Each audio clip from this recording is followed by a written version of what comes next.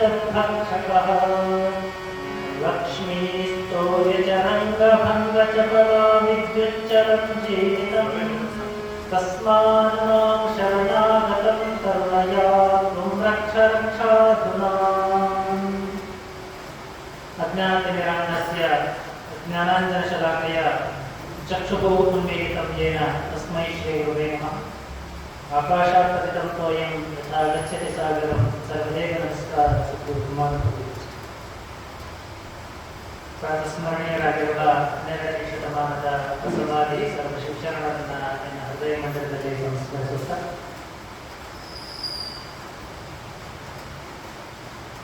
ಈ ಭಾಗದ ಮಹಾನ್ ತಪಸ್ವಿಯಾಗಿರುವ ಮಹಾನ್ ಶ್ರೀಯೋಗಿ ಮಹಾತ್ಮ ದುರ್ಗೇಶ್ವರರ ಪಾವನ ಪ್ರಭುದೇವನ ನನ್ನ ಹೃದಯ ಮಂಡಲದಲ್ಲಿ ಸಂಸ್ಮರಿಸಿ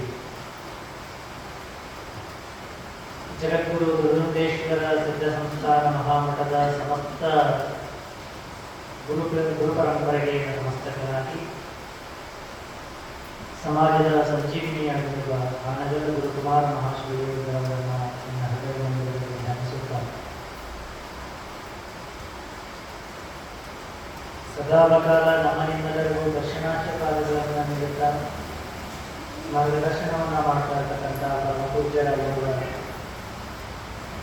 ಶ್ರೀಮನ್ ಮಹಾರಾಜ ನಿರಂಜನ ಜಗದ್ಗುರು ಡಾಕ್ಟರ್ ಪಂಚಮಶಿವಲಿಂಗೇಶ್ವರ ಮಹಾಸ್ವಾಮೀಜಿಯವರ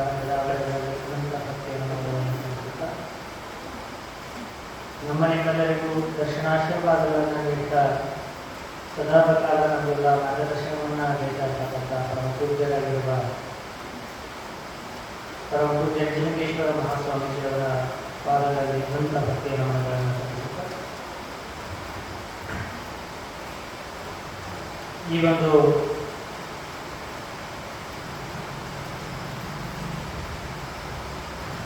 ಶ್ರಾವಣ ಮಾಸದ ನಿಮಿತ್ತವಾಗಿ ಹಮ್ಮಿಕೊಂಡಿರತಕ್ಕಂಥ ಪ್ರವಚನ ಕಾರ್ಯಕ್ರಮದ ಕೇಂದ್ರಬಿಂದು ಸ್ಥಾನವನ್ನು ಅಲಂಕರಿಸಿರುವ ಮಹಾಮಾತೆಯಾಗಿರ್ತಕ್ಕಂಥ ಅಖಂಡ ರಾಷ್ಟ್ರ ತಪಸ್ವಿನಿಯಾಗಿರ್ತಕ್ಕಂಥ ದೇವಿ ಅಹಲ್ಯಾಬಾಯಿ ಹೋಳ್ಕರವರ ಭಾವಚಿತ್ರವನ್ನು ಸಂಸ್ಮರಿಸುತ್ತಾ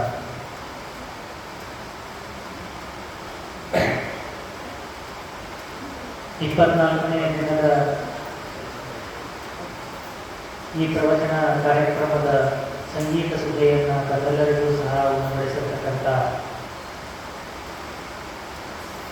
ಗವಾಯಿಗಳಾಗಿರ್ತಕ್ಕಂಥ ವಿಜಯಕರವರ ಮೇಲ್ಮೇಲೆ ಕಲಾಸಾಧನೆ ನೀಡಿರ್ತಕ್ಕಂಥ ನದಾಪು ಗವಾಯಿಗಳಲ್ಲಿ ಅದೇ ಕಾರಣಾಗಿ ಯಾವತ್ತೂ ಬಾಳಮಸಾಯಿ ಕಲಾವರ್ಗದ ಎಲ್ಲ ಶರಣೆಯರಲ್ಲಿ ಜಗದ್ಗುರು ದುರ್ಗೇಶ್ವರ ಸಿದ್ಧ ಸಂಸ್ಥಾನ ಮಹಾಮಠದ ಸಮಸ್ತ ಸದ್ಭಕ್ತರಲ್ಲಿ ಶರಣೆಯರಲ್ಲಿ ತಂದೆ ತಾಯಿಯರಲ್ಲಿ ತಮ್ಮೆಲ್ಲರಿಗೂ ಕೂಡ ಶರಣಾರ್ಥಿ.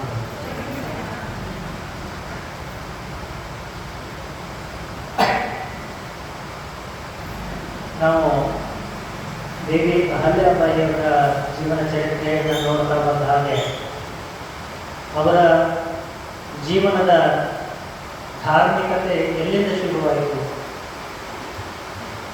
ಜೀವನದಲ್ಲಿ ಧಾರ್ಮಿಕತೆ ಅಂತಕ್ಕಂಥದ್ದು ಕೆಲವೊಬ್ಬರಿಗೆ ಎಲ್ಲಿಂದ ಬರ್ತದೆ ಅಂತ ಹೇಳಿದ್ರೆ ಕೆಲವೊಬ್ಬರಿಗೆ ದೀಕ್ಷಾ ಆದ ಮೇಲೆ ಬರ್ತದೆ, ಕೆಲವೊಬ್ಬರಿಗೆ ಜನನದಿಂದ ಬರ್ತದೆ, ಕೆಲವೊಬ್ಬರಿಗೆ ಭಗವಂತನ ಹತ್ರ ಸಾಕಷ್ಟು ಪ್ರಾರ್ಥನೆಯನ್ನು ಮಾಡಿದ ಮೇಲೆ ಅವರಿಗೆ ಫಲ ಸಿಕ್ತು ಅಂತ ಹೇಳಿದ್ರೆ ಅವತ್ತಿನಿಂದ ನಿಜವಾಗಿ ಧಾರ್ಮಿಕತೆ ಬರ್ತದೆ.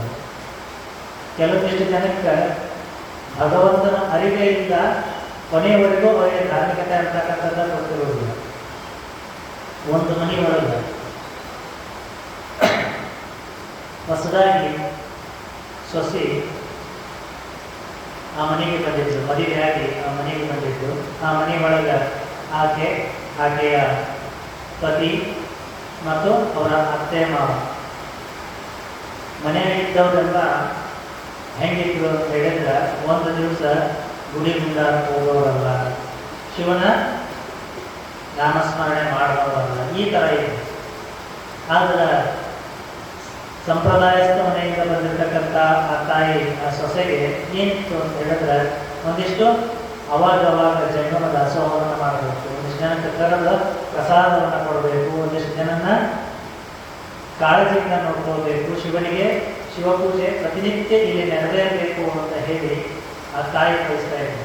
ಆಗ ಬಂದು ಒಂದು ದಿವಸ ಏನು ಮಾಡಿದ್ರು ಅಂದ್ರೆ ಭಾಳ ದಿನ ಒಪ್ಪಿಸಿ ಗಂಡನ ಒಪ್ಪಿಸ್ಬೇಕು, ಮನ್ಯಾಗ ಮಾವನ ಒಪ್ಪಿಸ್ಬೇಕು, ಯಾರ ಮನೆಗೆ ಪ್ರಸಾದ ಕರಿಬೇಕು ಅಂತ ಹೇಳಿದ್ರೆ ಹಂಗಾಗಿ ಆಗಿನ ಕಾಲದೊಳಗೆ ಭಾಳ ಕಷ್ಟಪಡಬೇಕು ಅಂತೇಳಿದ್ರೆ ಮನ್ಯಾಗ ಅವ್ರು ಎಲ್ಲರೂ ಒಪ್ಪಿಗೆ ತಗೊಂಡ ಕರೆಸ್ಬೇಕು. ಒಬ್ಬರು ಶಿವಯೋಗಿಗಳನ್ನ ಕರೆಸಿದ್ರು. ಅವರು ಶಿವಯೋಗಿಗಳು ಬಂದುಬಿಟ್ಟು ಪ್ರಸಾದ ದಿನ ಈಗ ಅಜ್ಜರ ಮನೆ ಪ್ರಸಾದ ಆಯ್ತವ ಬರ್ತೀವಿ ಅಂತ ಹೇಳಿದ್ರು. ಬಂದ ತಕ್ಷಣ ಅವರಿಗೆ ಚೆನ್ನಾಗಿ ಬರ್ತಕ್ಕಂಥವ್ರು ಪಾದಕ್ಕೆ ನೀರು ಕೊಟ್ಟು ಹೊರಗಡೆ ಕರೆದು ಅವರಿಗೆ ಪಾದಪೂಜೆಯನ್ನು ಮಾಡಿಕೊಂಡು ಅವರಿಗೆ ವಿಧ ವಿಧವಾಗಿರ್ತಕ್ಕಂಥ ಪ್ರಸಾದವನ್ನು ಮಾಡಿ ಪ್ರಸಾದವನ್ನು ರುಚಿಯಾಗಿ ಬಡಿಸಿ ಇನ್ನಷ್ಟು ಪ್ರೀತಿಯಿಂದ ತಿನ್ನಬೇಕು ಅಷ್ಟರ ಮಟ್ಟಿಗೆ ಚೆನ್ನಾಗಿ ಪ್ರಸಾದವನ್ನು ಬಡಿಸಿದ್ದು. ಎಲ್ಲ ಮುಗಿದ ತಕ್ಷಣ ಗುರುಗಳು ಎದ್ದು ಇನ್ನೇನು ಹೋಗಬೇಕು. ಆ ಸಂದರ್ಭದಲ್ಲಿ ಗುರುಗಳು ತಾಯಿ ಒಂದು ಪ್ರಶ್ನೆ ಕೇಳ್ತೀನವ, ತಪ್ಪು ತಿಳ್ಕೊಬೇಡ ಅಂತ ಹೇಳಿದ್ರು. ಅದಕ್ಕೆ ಕೇಳ್ತಾ ಇರ್ತಾರೆ ಅಂತ ವಯಸ್ಸು ಎಷ್ಟೇ ಅವಾಗಿನಾಗ ಅಂತ ಹೇಳಿದ್ರು. ನನಗೆ ಸರ ಕರೆ ಹೇಳಿ ಸುಳ್ಳು ಹೇಳಿದ್ದಾರೆ ಸರ್ ಅಂತ ಹೇಳಿದ್ರು. ಮತ್ತು ಸ್ವಾಮಿಗಳಿಗೆ ಏನು ಹೇಳ್ತೀರ, ಯಾರಿಗೆ ಕೇಳಿದ್ರು ಏನು ಹೇಳ್ತೀರಿ ವಯಸ್ಸು, ಏನೋ ಒಂದು ಕರೆ ಹೇಳಿ ಸುಳ್ಳು ಹೇಳಿದ್ರೆ ಯಾರು ಕೇಳೋದು, ಸ್ವಾಮಿಗಳು ಕೇಳೋಣ. ಆಯ್ತು ಒಂದು ಕರೆ ಹೇಳು ಅಂತ ಹೇಳಿದ್ರು. ನನಗೀಗ 16 ವಯಸ್ಸಿಗೆ ಅಂತ ಅಂದ. ಹೌದಾ, ಮತ್ತು ಸುಳ್ಳು ಅಂದ್ರೆ ಅಂತೇಳಿ ಮಾತು ಕೇಳಿದ್ರು. ಮಾತು ಹೇಳ್ತಿದ್ರು. ಹಾಗಂದ್ರೆ ನೀನು ಗಂಟೆಗೆ ಎಷ್ಟು ವಯಸ್ಸವ ಅಂತ ಹೇಳಿದ್ರು. ಅದನ್ನು ಕರೆ ಹೇಳಿ ಸುಳ್ಳು ಹೇಳಿ ಅಂತ ಕೇಳಿದ್ರು. ಕರೆ ಹೇಳುವ ಅಂತ ಹೇಳಿದ್ರು. ನನ್ನ ಗಂಟೆಗ ಈಗ 10 ವರ್ಷಿದೆ ಅಂತ ಹೇಳಿದ್ರು. ಗುರುಗಳಿಗೆ ಆಶ್ಚರ್ಯ ಆಯಿತು. 16 ವರ್ಷದಿಂದ ಇಟ್ಟಿಯಲ್ಲ, 10 ವರ್ಷದ ಅವ ಮದುವೆ ಆಗೋಕ್ಕೆ ಸಾಧ್ಯವಿಲ್ಲ, ಹೆಂಗಿರ್ಬೇಕು. ಹಂಗಂದ್ರೆ ಮನೆಯಾಗ ಯಾರ್ಯಾರು ಇರ್ತಾರವ, ನಮ್ಮ ಅತ್ತಿ ಮಾವ ಇರ್ತಾರೆ. ಹಂಗಂದ್ರೆ ನಿಮ್ಮ ಅತ್ತಿಗೆ ಎಷ್ಟು ವಯಸ್ಸವ ಅಂತ ಕೇಳಿದ್ರು. ನಮ್ಮ ಅತ್ತಿಗೆ ಕರೆ ಹೇಳಿ ಸುಳ್ಳು ಹೇಳಿದ್ರೆ ಸರ್ ಅಂತ ಕರೆ ಹೇಳವ. ಆಕೆಗೆ ಈಗ 6 ಮುಗಿದು 7 ಬೇಕು ಅಂತ ಹೇಳಿದ್ರು. 6 ವರ್ಷ ಮುಗಿದು 7 ಬೇಕು ಅಂತ ಹೇಳಿದ್ರು. ಭಾಳ ಆಶ್ಚರ್ಯ ಗುರುಗಳಿಗೆ. ನಿನ್ನ ಮಾವಿಗೆ 8 ವರ್ಷ ಅಂತ ಹೇಳಿದ್ರು. ಈಗ 1 ವರ್ಷ ಆಗ್ಲಿ ಮಾವುಗ ಅಂತ ಹೇಳಿದ್ರು. ಹಿಂಗೆ ಕೇಳಿದ ತಕ್ಷಣ ಹಿಂಗೇನು ಹೇಳಕತ್ತಂದ್ರೆ ಗುರುಗಳು ಬಂದವ್ರಿಗೆ ಏನು ಅನ್ಸುತ್ತಂದ್ರೆ, ನಾನು ಬಂದಿರೋದು ಇಷ್ಟೆಲ್ಲ ಒಳ್ಳೆ ಸಂಸ್ಕಾರದಿಂದ ನಮ್ಮನ್ನು ಸ್ವಾಗತ ಮಾಡಿದ್ರು, ಎಲ್ಲ ಪಾದಪೂಜೆ ಮಾಡ್ಕೊಂಡು ಇಷ್ಟು ಚಂದ ಪ್ರಸಾದ ಮಾಡಿಸ್ಕೊಟ್ರು, ನಾನೇನೋ ಭಾಳ ಶಾಣೆ ಆದಕ್ಕೆ ಅಂತ ಕೇಳಿದ್ರು. ಹುಚ್ಚಿದ್ದಂಗದವ್ರು ಅಂತ ಕೇಳಿದ್ರು. ಆಯ್ತವ, ಮತ್ತು ಸುಳ್ಳು ಅಂದ್ರೆ ಎಷ್ಟೈತವ ಅಂತ ಕೇಳಿದ್ರು. ಸುಳ್ಳು ಅಂದ್ರೆ ಸರ್ ನನಗೆ 20 ವರ್ಷ ರೀ, ನನ್ನ ಗಂಡಗ 26 ವಯಸ್ಸು ರೀ, ನಮ್ಮ ಅತ್ತಿಗೆ 45-50 ವರ್ಷ ರೀ, ನಮ್ಮ ಮಾವಗ 60 ವರ್ಷ ರೀ ಅಂತೆಲ್ಲ ಹೇಳಿದ್ರು. ಮತ್ತೆ ಹಿಂಗೆ ಕೇಳಿದೇವ ಅಂತ ಕೇಳಿದ್ರು. ಇಲ್ರಿ, ನಾವು ಹುಟ್ಟಿ ಬೆಳೆದಿದ್ದು 20 ವರ್ಷ 20 ವರ್ಷದ ಕಲಿಯಿಂದ ಹಾಕ್ತಾರೆ. ಆದ್ರೆ 4 ವರ್ಷದವರೆಗೂ ನನಗೆ ಧರ್ಮ ಅಂದ್ರೆ ಏನು ಅಂತ ಗೊತ್ತಿರಲಿಲ್ಲ. ಭಗವಂತ ದೇವರು ಅಂದ್ರೆ ಏನು ಅಂತ ಗೊತ್ತಿರಲಿಲ್ಲ. ಭಗವಂತನಿಗೆ ಯಾಕೆ ಕೈ ಮುಗಿಬೇಕು ಅಂತ ಗೊತ್ತಿರಲಿಲ್ಲ. ಒಂದಿಷ್ಟು ಸಂಸ್ಕಾರಗಳು ನನ್ನ ಜೊತೆಗೆ ನನ್ನ ತಿಳುವಳಿಕೆ ಅಂತಕ್ಕಂಥದ್ದು ಬಂದಿರಲಿಲ್ಲ 4-5 ವರ್ಷದವರೆಗೂ. ಯಾವಾಗ ನಾನು ನನಗೆ ತಿಳುವಳಿಕೆ ಅಂತಕ್ಕಂಥದ್ದು ಬಂದು ಯಾವುದು ಒಳ್ಳೆಯದು, ಯಾವುದು ಕೆಟ್ಟದ್ದು, ಯಾವುದು ಧರ್ಮ, ಯಾವುದು ಅಧರ್ಮ, ಯಾವುದು ಜನರಿಗೆ ಒಳ್ಳೆಯದನ್ನು ಮಾಡ್ತದ, ಯಾವುದು ನಮಗೆ ಮುಕ್ತಿ ಪದಕ ತೆಗೆದುಕೊಂಡು ಹೋಗ್ತದ ಅಂತೇಳಿ ನನಗೆ ಸ್ವಲ್ಪ ತಿಳುವಳಿಕೆ ಬಂದಿದ್ದು ನನ್ನ 6ನೇ ವಯಸ್ಸು 7ನೇ ವಯಸ್ಸು ಹಿಂಗೆ ಬಂದ್ರಿ. ಅದು ಅಲ್ಲಿಂದ ಶುರು ಆಗಿದ್ದು. ಅದು ನನ್ನ ಮೊದಲನೇ ವಯಸ್ಸು. ಅವತ್ತು ನಮ್ಮ ನಿಜವಾದ ಹುಟ್ಟು ಶುರುವಾಗ್ತದೆ. ಯಾವಾಗ ನಮ್ಮ ನಿಜವಾದ ಹುಟ್ಟು ಯಾವತ್ತು ಶುರು ಆಗ್ತದೆ, ನಾವೆಲ್ಲ ಈ ಭೂಮಿಗೆ ಬಂದ ದಿನ ಬರ್ತಡೇ ಅಂತ ಆಚರಣೆ ಮಾಡ್ಕೊತೀವಿ ನಾವೆಲ್ಲ, ಹೌದಲ್ರಿ? ಜನ್ಮದಿನ ಅಂತ ಹೇಳ್ಬಿಟ್ಟು ನಾವೆಲ್ಲ ಆಚರಣೆ ಮಾಡ್ಕೊಳ್ತೀವಿ. ನಮ್ಮ ನಿಜವಾದ ಜನ್ಮದಿನ ಯಾವತ್ತು ಶುರುವಾಗ್ತದ ಅಂತ ಹೇಳಿದ್ರೆ, ಎಲ್ಲಿ ಆಧ್ಯಾತ್ಮದ ಅರಿವು ಹುಟ್ಟುತ್ತದಲ್ಲ, ಎಲ್ಲಿ ಗುರುವಿನ ಹತ್ರ ಹೋದಾಗ ನಮ್ಮ ಆಧ್ಯಾತ್ಮದ ಅರಿವು ಯಾವತ್ತು ಹುಟ್ಟಿರಲ್ಲ, ಅದು ನಮ್ಮ ಜನ್ಮದಿನ ಅಂತ ಗಮನಿಸಬೇಕು. ಹಂಗೆ ಅನ್ಕೊಂಡಿರ್ತಾರೆ. ನಾನು ಮದುವೆಯಾಗಿ ಬಂದ ಮೇಲೆ ಈ ಮನೆಯಾಗಿದ್ದವರು ಒಂದು ದಿನನೂ ಗುಡಿ ಗುಡಾಡಕ್ಕೆ ಹೋಗೋರಲ್ಲ, ದೇವ್ರ ಕೈ ಮುಗಿಯೋರಲ್ಲ. ಗಂಡಗೆ ಈಗ ಇದ್ದಿದ್ದು 10 ವರ್ಷದಿಂದ ಒಂದು ಸ್ವಲ್ಪ ಗುಡಿ ಕಡೆ ಮಗ ಮಾಡಿಬಿಟ್ಟಾರೆ. ಹಂಗಾಗಿ ಅವನಿಗೆ 10 ವರ್ಷ ಅಂತೇಳಿ. ನೀನು ನಮ್ಮ ಅತ್ತಿಗೆ ಹೇಳಿ ಸಾಕಾಗಿ ವೈಮೋತ್ಯದಿಂದ ಅದು ಹೇಳಿ ಈಗ ಒಂದು 5-6 ವರ್ಷದಿಂದ ಅಕ್ಕಿನೂ ಒಂದು ಸ್ವಲ್ಪ ಸತ್ಸಂಗ ಅಂತಕ್ಕಂಥದ್ದನ್ನ ಅಥವಾ ದೇವರ ಧ್ಯಾನ ಅಂತಕ್ಕಂಥದ್ದನ್ನ ಮಾಡ್ತಾ ಇದ್ದಾರೆ. ನಮ್ಮ ಮಾವ ನಾನು ಬಂದು 2 ವರ್ಷ ಆದರೂ ಕಾಡಿದ್ದೆ. ಆದ್ರೆ ಅವ ಈಗ ನೋಡಿದ್ರೆ ಈ ಇವತ್ತು ಒಪ್ಪಿಗೆ ಕೊಟ್ಟ ಸಾಧುಗಳ ಕರ್ಸಾಕ. ಹಾಗಾಗಿ ಅವನಿಗೆ ಇತ್ತೀಚೆಗೆ 1 ವರ್ಷದ ಮೇಲೆ ಸ್ವಲ್ಪ ಆಧ್ಯಾತ್ಮದ ಶಕ್ತಿ ಬಂತು. ನಮ್ಮ ನಿಜವಾದ ಹುಟ್ಟಿಯಲ್ಲಿ ಶುರುವಾಗ್ತದೆ ಅಂದ್ರೆ ಆಧ್ಯಾತ್ಮದ ಶಕ್ತಿ. ಯಾವಾಗ ಆಧ್ಯಾತ್ಮಿಕತೆ ಅಂತಕ್ಕಂಥದ್ದು ನಮ್ಮಲ್ಲಿ ಯಾವಾಗ ಬೆರೆತು ಹೋಗ್ತದಲ್ಲ, ಅವಾಗ ನಮ್ಮ ಜೀವನ ಅವತ್ತು ಜೀವನದ ಹುಟ್ಟಿ ಶುರುವಾಗ್ತದೆ. ಆ ತಾಯಿ ದೃಷ್ಟಿವಾಗಿ ಇವತ್ತು ನಾವು ಗಮನಿಸಬೇಕು. ನಾವು ಹೊಂಟಿವ್ರಿ ಮಠಕ್ಕೆ, ಲೆಕ್ಕ ವರ್ಷದಿಂದ ಹೊಂಟೀವಿ, ನಮಗೆ TH ಅಂತೇಳಿ ನಾವು ಲೆಕ್ಕ ಹಾಕೋಬೇಕು. ನಾವು ಮಠಕ್ಕೆ ಹೊಂಟೀವಿ, ಆದ್ರೆ ಭಕ್ತಿಯಿಂದ ಹೊಂಟೀವಿ. ಭಕ್ತಿಯಿಂದ ಹೊಂಟೀವಿ ಇಲ್ಲ ಅಂದರೆ ಭಕ್ತಿಯಿಂದ ಯಾವತ್ತಿಂದ ಹೋಗ್ತಾ ಇದ್ದೀವಿ ಅವತ್ತು ನಮ್ಮ ನಿಜವಾದ ಮುಕ್ತ ಶುರುವಾಯಿತು. ಈಗ ರಾಣಿ ಅಹಲ್ಯಾಬಾಯಿ ಆಗಿರ್ತಕ್ಕಂಥ ಅಹಲ್ಯಾಬಾಯಿಯವರು ಜನನ ಕಾಲದಿಂದಲೂ ಧಾರ್ಮಿಕತೆಯನ್ನ ಒಡಗೂಡಿ ಒಂದು ಸಂಪ್ರದಾಯಸ್ಥ ಮನೆಯಲ್ಲಿ ಧರ್ಮದ ಬೋಧನೆಗಳನ್ನು ಮತ್ತೊಬ್ಬರಿಗೆ ಯಾವುದು ನ್ಯಾಯ, ಯಾವುದು ಒಳ್ಳೆಯದು, ಯಾವುದು ಮಾಡಬೇಕು ಅಂತಕ್ಕಂಥ ತಿಳಿ ಹೇಳ್ತಕ್ಕಂಥ ಒಬ್ಬ ಪಟೇಲ ಅಂತ ಏನು ಹೇಳ್ತೀವಿ, ಆ ಊರಿನ ಗೌರಿಕಿ ಅಂದ್ರೆ ಆ ಊರಿಗೆ ಮುಖ್ಯಸ್ಥರು ಅಂತೇಳಿ ಯಾರಿಗೆ ಏನ ಕಷ್ಟ ಐತಿ, ನಮ್ಮ ಇದರಲ್ಲಿ ಜಗಳ ಐತಿ, ಇದನ್ನ ಪರಿಹಾರ ಮಾಡೋದು ಯಾರು ಪರಿಹಾರ ಮಾಡ್ಬೋದು ಇವರಾಗ ಅಂತ ಹೇಳಿದ್ರೆ ಅವ್ರ ಹತ್ರ ಹೋಗ್ತಿದಾರಂತ ಮಂಕೋಜಿರಾವ್ ಶಿಂದೆ ಅವ್ರ ಹತ್ರ. ಆ ಮಂಕೋಜಿರಾವ್ ಶಿಂದೆ ಅವ್ರ ಹತ್ರ ಹೋಗಿ ಅವ್ರ ಹತ್ರ ಕೇಳ್ಕೊಂಡು ಬರ್ತಿದ್ರು.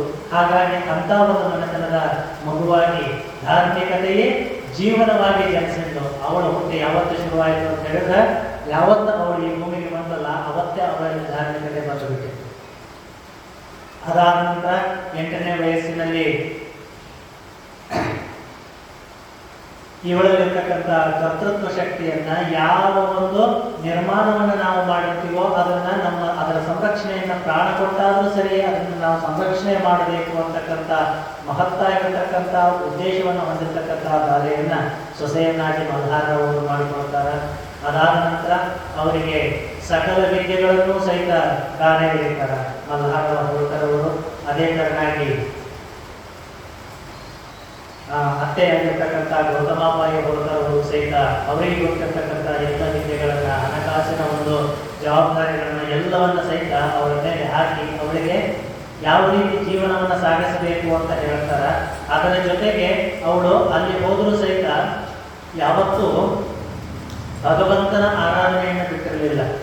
ಎಷ್ಟು ಕೆಲಸಗಳು ನಾವೆಲ್ಲ ಅಂತೀವಿ ಏನೋ ಒಂದಿಷ್ಟು ಕೆಲಸ ಜಾಸ್ತಿ ಆದವು ಅಂತ ಹೇಳಿದ್ರೆ ಇವತ್ತೊಂದೇ ಗುಡಿಗೆ ಹೋಗೋದು ಬಿಟ್ಟು ನಡೀತದೆ ಬಿಡು, ಗುಡಿಗೆ ನಾಳೆ ಹೋದ್ರ ಅಂತೀವಿ. ಆದ್ರೆ ಆ ತಾಯಿ ಏನು ಮಾಡ್ತಿದ್ರು ಅಂತ ಹೇಳಿದ್ರೆ ಎಲ್ಲ ಕೆಲಸಗಳಿಗೆ ಬೇಕಾದಷ್ಟು ಕೆಲಸಗಳಿಗೆ ಅದೆಲ್ಲ ಕೆಲಸಗಳನ್ನ ರಾತ್ರಿ 12 ಆಗಿ ಒಂದಾಗಲಿ ಒಂದ ಕೆಲಸ ಬಗೆಹರಿಸಿ ಬಂದು ಮತ್ತೆ ಬೆಳಗಿನ ಜಾವ ಎದ್ದು ಪ್ರಾರ್ಥನೆ ಮಾಡಿ ನಾವೆಲ್ಲ ನಮ್ಮ ಆಯುರ್ವೇದದ ಒಂದು ಪದ್ಧತಿ ಹೇಳ್ತಾರೆ. ಹೆಂಗೆ ಅಂತ ಹೇಳಿದ್ರೆ ಇವತ್ತು ಎಷ್ಟು ನೀತಿ ಐತಲ್ಲ ಆ ನೀತಿ ಮಾಡ್ಬೇಕಷ್ಟ. ನೀವು ಹೇಳೋ ಟೈಮ್ ಇರ್ತದಲ್ಲ ಆ 4:15 ಅಂತ ಹೇಳಿದ್ರೆ 4:15ಗೆ ಹೇಳ್ಬೇಕು. ಒಂದು ನಿಯಮ ಹಾಕೊಂಡಿರ್ತೇವೆ. ಇಲ್ಲ ನಿನ್ನೆ ರಾತ್ರಿ 12 ಗಂಟೆಗೆ ಹಾಕೊಂಡಿನಿ, ಇವಾಗ 1 ತಾಸು ಲೇಟಾಗಿ ಹೇಳೋಣಲ್ಲ ಅಂತ ಹೇಳ್ಬಾರ್ದು ಅಂತ ಭಾಳ ಜನ ಅಂತ ಯೋಚನೆ ಮಾಡ್ತೀವಿ. ಇಲ್ಲ ನಿನ್ನೆ ಭಾಳ ಲೇಟ್ ಆಗ್ತದೆ, ಹಾಗಾಗಿ ಇವತ್ತೊಂದು ದಿವಸ ಲೇಟಾಗಿ ಹೇಳೋಣ ಅಂತೇಳಿ ಅದು ಒಂದು ದಿವಸ ನಿಯಮ ತಪ್ಪು ಅಂತ ಹೇಳಿದ್ರೆ ನಮ್ಮ ಜೀವನದ ಎಲ್ಲ ನಿಯಮಗಳ ತಪ್ಪದಂತ. ಆ ರೀತಿ ಪ್ರತಿನಿತ್ಯ ಬೆಳಗಿನ ಜಾವದಲ್ಲೇ ಎದ್ದು ಶಿವಪೂಜೆಯನ್ನ ಮಾಡಿ ಆ ಪರಮಾತ್ಮನ ಆರಾಧನೆಯನ್ನ ಮಾಡಿ ಆ ದೇವಿಯಾಗಿರ್ತಕ್ಕಂಥ ಅಹಲ್ಯಾಬಾಯಿಯವರು ಜೀವನವನ್ನು ಸಾಗಿಸ್ತಾ ಇದ್ದಾರೆ. ಈ ರೀತಿಯಾಗಿ ಅವರು ಮುಂದೆ ಬಂದಿರತಕ್ಕಂಥದ್ದು ಅವರ ಪತಿಯಾಗಿರ್ತಕ್ಕಂಥ ಖಂಡೇರಾಯ ಮರಣ ಹೊಂದಿದ ನಂತರವೂ ಕೂಡ ಸತಿ ಹೋಗೋದನ್ನ ತಡೆದಿರ್ತಕ್ಕಂಥ ಮಲ್ಹಾರ ಅವರು ತಡೀತಾರೆ. ಯಾಕಂತ ಹೇಳಿದ್ರೆ ಒಂದಿಷ್ಟು ನಮಗಪ್ಪು ಏನದು ಪುನಸ್ಮರಣೆ ಅಂತ ಹೇಳ್ತಾರೆ. ಅದಕ್ಕೆ ಒಂದು ಕಡೆ ಹೇಳ್ತಾರೆ ಸಂಸ್ಕೃತದಲ್ಲಿ ಸ್ಮಾರಯೇ ಮತ್ತು ಶಿಕ್ಷೆಗೆ ಅಂತ ಹೇಳಿ ಅವಾಗ ಸ್ಮರಣೆ ಮಾಡ್ಕೊತಿರ್ಬೇಕಂತ. ಇಲ್ಲ ಅಂತ ಹೇಳಿದ್ರೆ ಯಾರು ಏನ್ ಕತೆ ಕೇಳಾಕತ್ತೀವಿ ಅಂತೇಳಿ ನಮ್ಗೆ ಗೊತ್ತಾಗೋದಿಲ್ಲ. ಹಾಗಾಗಿ ಆ ಖಂಡೇರಾವ್ನ ನಿಧನ ಆದ ನಂತರ ಅವರು ಸತಿ ಹೋಗಬೇಕು ಅಂತ ಹೇಳಿ ಅವರು ನಿರ್ಧಾರ ಮಾಡಿದಾಗ ಆ ನಿರ್ಧಾರವನ್ನು ಗುರುವಾಗಿರ್ತಕ್ಕಂಥ ಮಲ್ಹಾರ ಹೋಳ್ಕರವರು ತಡೀತಾರೆ. ಅದಾದ ನಂತರ ಗೌತಮಾಬಾಯಿಯವರು ಮತ್ತು ಅದೇ ತರನಾಗಿ ಮಲ್ಹಾರ ಹೋಳ್ಕರವರು ಸಹಿತ ಅವರನ್ನು ಬಿಟ್ಟು ಹೋಗಬೇಕಾಗಿರ್ತಕ್ಕಂಥ ಪರಿಸ್ಥಿತಿ ಬರ್ತದೆ. ಅವರೆಲ್ಲ ನಿಧನ ಹೊಂದಿದ ಮೇಲೆ ಭಕ್ತಿಯಾಗಿರ್ತಕ್ಕಂಥ ಅಹಲ್ಯಾಬಾಯಿಯವರು ಧಾರ್ಮಿಕ ಚಳುವಳಿಯಲ್ಲಿ ಮುಂದುವರಿತಾರೆ. ಧಾರ್ಮಿಕದ ಆಧ್ಯಾತ್ಮಿಕ ಚಳುವಳಿಯಲ್ಲಿ ಅಂತ ಹೇಳಿದ್ರೆ ಎಲ್ಲೆಲ್ಲಿ ದೇವರ ಇದಾನೋ ಅಲ್ಲೆಲ್ಲವೂ ಸಹಿತ ಭಗವಂತನ ಆರಾಧನೆಯನ್ನ ಎಲ್ಲೆಲ್ಲಿ ನಡೀತಾ ಇದೆಯೋ, ಎಲ್ಲೆಲ್ಲಿ ನಿಂತು ಹೋಗಿದೆಯೋ, ಯಾವ್ಯಾವ ಕೆಲಸಗಳು ನಿಂತು ಹೋಗಿದೆಯೋ, ಅರ್ಧಕ್ಕೆ ಬಿಟ್ಟಿದೆಯೋ ಅವೆಲ್ಲ ಮತ್ತೆ ತಲೆ ಎತ್ತಿ ನಿಲ್ಲಬೇಕು ನನ್ನ ರಾಜ್ಯದಲ್ಲಿ. ನನ್ನ ರಾಜ್ಯದಲ್ಲಿ ಅಷ್ಟೇ ಅಲ್ಲ, ಅವ್ರ ಯೋಚನೆ ನೋಡ್ರಿ ಎಷ್ಟರ ಮಟ್ಟಿಗೆ ಅವರು ತಮ್ಮ ಪರಿಧಿಯನ್ನು ಅಷ್ಟೇ ಮಾಡಲಿಲ್ಲ, ಆ ಪರಿಧಿಯನ್ನು ಮೀರಿ ನಾವೆಲ್ಲ ಒಂದು ವ್ಯಾಪ್ತಿಯನ್ನು ಹಾಕೊಂಡಿರ್ತೀವಿ. ಹೆಂಗಂತ ಹೇಳಿದ್ರೆ ನಾವೆಲ್ಲ ಮನುಷ್ಯರು ಇಷ್ಟ, ನಮ್ಮ ವ್ಯಾಪ್ತಿ ಎಷ್ಟು ಅಂತ ಹೇಳಿದ್ರೆ ಇಷ್ಟ, ಆ ವ್ಯಾಪ್ತಿಯನ್ನು ಮೀರಿ ಮತ್ತೊಂದು ಕಡೆ ಹೋಗುವುದಿಲ್ಲ. ಆದ್ರೆ ಆ ತಾಯಿಯಾಗಿರ್ತಕ್ಕಂಥವ್ರು ಎಲ್ಲೆಲ್ಲಿ ಆ ಶಿವನ ದೇವಸ್ಥಾನಗಳಾಗಿರ್ಬೋದು, ಎಲ್ಲಿ ಆಧ್ಯಾತ್ಮಿಕದ ಕೇಂದ್ರವಾಗಿರ್ತಕ್ಕಂಥ ಸ್ಥಾನದ ಅವಶೇಷ ಹೊಂದ್ತಾ ಇರುತ್ತೋ ಅದನ್ನು ಮತ್ತೆ ಎತ್ತಿ ಹಿಡಿಬೇಕು ಅಂತ ಹುಟ್ಟಿ ಬಂದರೆ ತಾಯಿ ಅಹಲ್ಯಾಬಾಯಿ ಹೊರತಾರೆ. ಅದಕ್ಕೆ ಅಂತ ಭಕ್ತಿ ಇತ್ತು. ಬಸವಣ್ಣನವರು ಒಂದು ಕಡೆ ಒಂದು ಮಾತು ಹೇಳ್ತಾರ, ಭಕ್ತಿ ಎಂತ ಹೃದಯ ದಾಸಯ್ಯ ಮಾಡಿದಂಥ ಹೃದಯ, ಭಕ್ತಿ ಎಂತ ಹೃದಯ ಸಿಂಧು ಬಲ್ಲಾಳ ಮಾಡಿದಂಥ ಹೃದಯ, ಭಕ್ತಿ ಎಂತ ಹೃದಯ ಭಕ್ತ ಸರಿಯಾಳ ಮಾಡಿದಂಥ ಹೃದಯ, ಭಕ್ತಿ ಎಂತ ಹೃದಯ ಕೂಡಲ ಸಂಗಮ ದೇವ ನೀ ಬಾಣನ ಬಾಗಿಲ ಕಾಯ್ದೆಯಾಗಿ ಅಂತ ಹೇಳ್ತಾರೆ. ಭಕ್ತಿ ಅಂತಕ್ಕಂಥದ್ದು ಹೆಂಗಿರಬೇಕು?